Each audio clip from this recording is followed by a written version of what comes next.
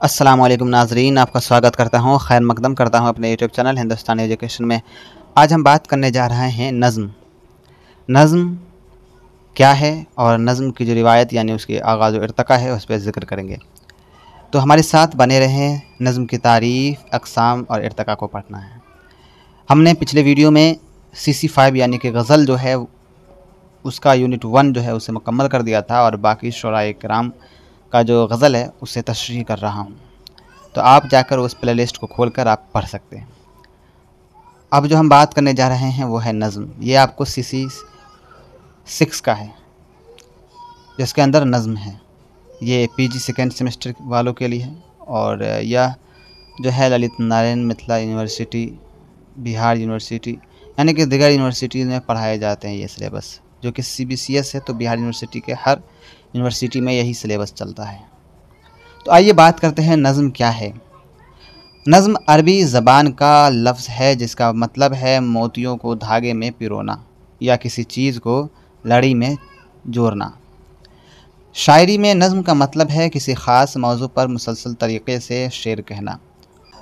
इसमें सारे शेर किसी एक बड़े मौजू से जुड़े होते हैं और एक ख़याल को तरतीब से आगे बढ़ाते हैं। नज़्म में शेरों की तादाद की कोई हद नहीं होती। आमतौर पर हर वो बात जो वज़न और आहंग में कही जाए नज़्म कहलाती है। गज़ल के अलावा शायरी की ज़्यादातर किस्में जैसे कसीदा, मसनवी, मरसिया और रुबाई वग़ैरह नज़्म ही कहलाती है। पहले ज़माने में नज़्म की कुछ ख़ास शक्लें जैसे मुसद्दस, मुखमस वग़ैरह हुआ करती थी जिनके उसूल बहुत सख्त थे। नज़्म की अहम किस्में की बात करें तो नज़्म की बुनियादी तौर पर 3 अहम किस्में हैं। पाबंद नज़्म ये वो नज़्म है जिसमें रदीफ़, बार बार आने वाला लफ्ज़ या अल्फाज, काफ़िया, हम आवाज़ अल्फाज और बहर वज़न के उसूल की पूरी पाबंदी की जाती है।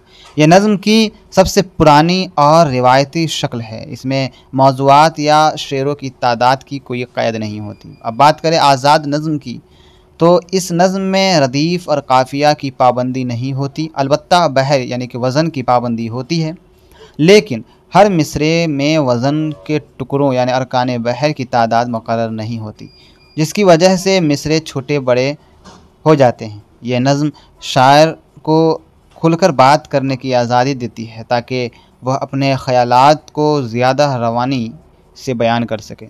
बात करें नज़्म मुअर्रा की, तो नज़्म मुअर्रा जो है इस नज़्म में काफ़िया की पाबंदी नहीं होती, लेकिन बहर के मुक़र्ररा अवज़ान वज़न के उसूल हर मिसरे में एक जैसे इस्तेमाल होते हैं। यानी अगर एक मिसरे में वज़न के 4 टुकड़े हैं तो हर मिसरे में 4 ही होंगे। इसे बग़ैर काफ़िये की नज़्म भी कहते हैं। यह अंग्रेज़ी अदब से उर्दू में आई है। उर्दू में नज़्म निगारी का सफ़र आगाज़ से अब तक।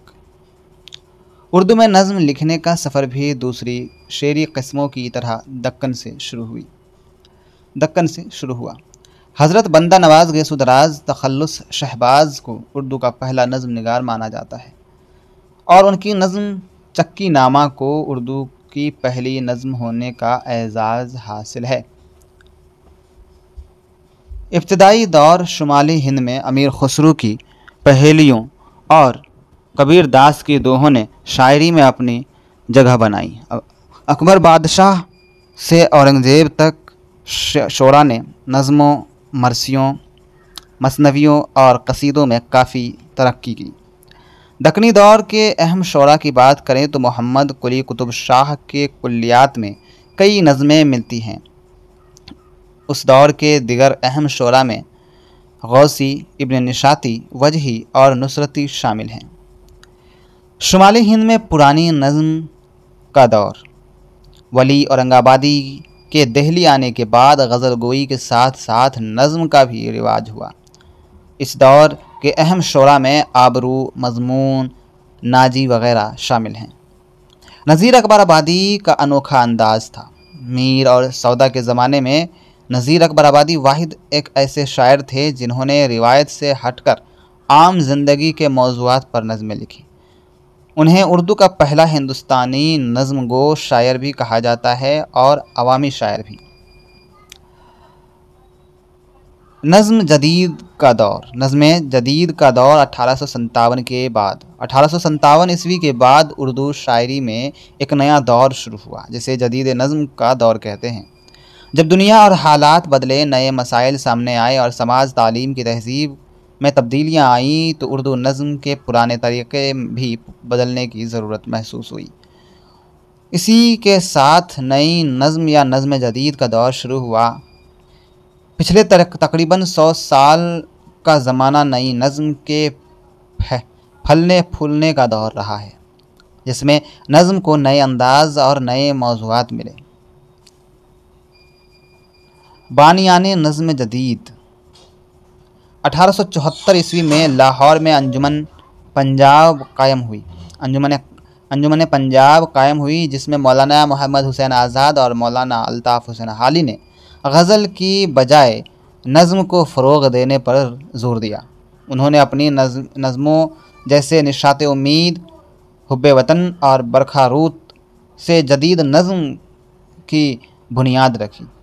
اسی وجہ سے آزاد اور حالی کو جدید شاعری کا بانی کہا جاتا ہے، یعنی کہ آقائے اردو جو ہے حسین آزاد کو کہا جاتا ہے۔ نئے تجربات کی بات کریں تو 19ویں صدی کے آخر میں 20ویں صدی کے شروع میں انگریزی نظموں سے متاثر ہو کر اردو نظم میں نئی شکلیں، حیتیں اور انداز